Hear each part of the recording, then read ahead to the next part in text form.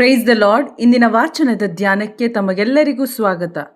ಹೇಗೂ ಸತ್ಯ ಸ್ವರೂಪಿಯಾದ ಪವಿತ್ರಾತ್ಮ ಬಂದ ಮೇಲೆ ನಿಮ್ಮನ್ನು ಸಮಗ್ರ ಸತ್ಯದೆಡೆಗೆ ಕರೆದೊಯ್ಯುವರು. ಪವಿತ್ರಾತ್ಮರು ಸತ್ಯದೆಡೆಗೆ ನಡೆಸುವವರಾಗಿದ್ದಾರೆ. ಹಾಗಾದರೆ ಸಮಗ್ರ ಸತ್ಯ ಏನಾಗಿದೆ? ಯಾರಾಗಿದ್ದಾರೆ? ಯೇಸು ಯೋಹಾನನ ಶುಭ ಸಂದೇಶ 14:6 ಹೇಳಿದಂತೆ, ನಾನೇ ಮಾರ್ಗವು ಸತ್ಯವೂ ಜೀವವೂ ಆಗಿದ್ದೇನೆ.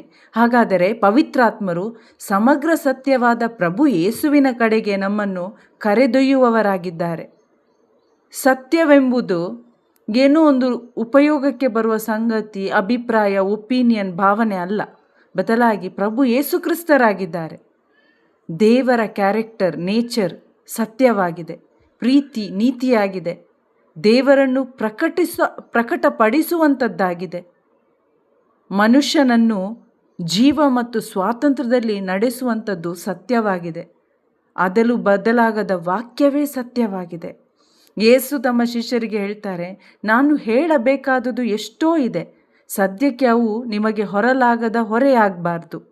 ಅಂದರೆ ಪವಿತ್ರಾತ್ಮರು ಸತ್ಯವನ್ನು, ಅಂದರೆ ದೇವರನ್ನು ನಮಗೆ ಪ್ರಕಟಪಡಿಸದೇ ಇದ್ದರೆ, ದೇವರ ಕುರಿತಾದ ಆಧ್ಯಾತ್ಮಿಕ ವಿಷಯಗಳು ಅಥವಾ ದೇವರ ಸಂದೇಶ ನಮಗೆ ಹೊರಲಾಗದ ಹೊರೆಯಾಗಿದೆ.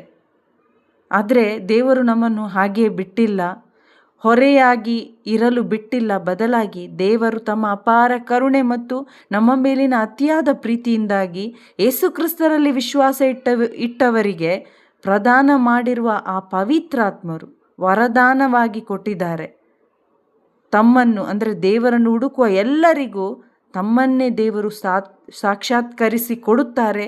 ಸತ್ಯವನ್ನು ಮನವರಿಕೆ ಮಾಡಿ ಪ್ರಕಟಪಡಿಸಿ ಕೊಡುವರು ಎಂಬ ವಾಗ್ದಾನ ಮಾಡಿದ್ದಾರೆ.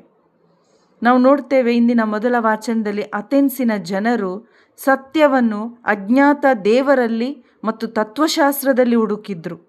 ಅಲ್ಲಿ ಸಂತ ಪೌಲರು ಅವರಿಗೆ ವಿವರಿಸ್ತಾರೆ.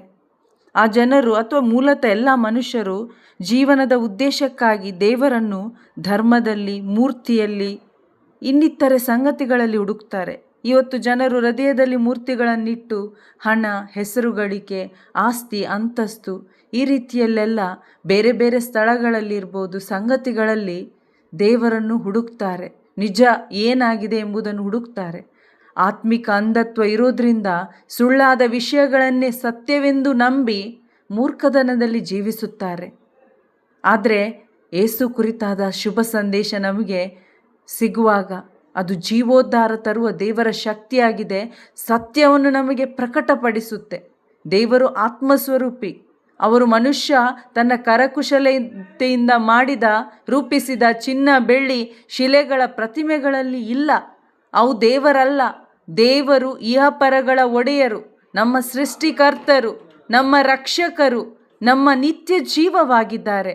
ಪವಿತ್ರಾತ್ಮರು ಆತ್ಮಿಕ ಸತ್ಯಗಳನ್ನು, ಆ ಜ್ಞಾನ ವಿವೇಕಗಳನ್ನು ಕೊಟ್ಟು ತಮ್ಮನ್ನು ಹುಡುಕುವವರಿಗೆ ಮತ್ತು ತಮ್ಮ ಶಿಷ್ಯರ ಮುಖಾಂತರ ಎಲ್ಲರಿಗೂ ಪ್ರಚುರಪಡಿಸುತ್ತಾರೆ. ಆದ್ದರಿಂದ ಪ್ರಿಯರೇ, ನಾವು ಸತ್ಯ ಶುಭ ಸಂದೇಶ ಆಲಿಸಿ ವಿಶ್ವಾಸದಲ್ಲಿ ಬಲಗೊಂಡು ಪವಿತ್ರಾತ್ಮರಿಂದ ಸತ್ಯದೆಡೆಗೆ ನಡೆಸಲ್ಪಡುವ ನೈಜ ಕ್ರೈಸ್ತರಾಗೋಣ.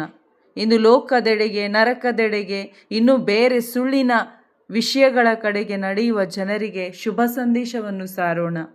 ಆಮೇನ್. Praise the lord.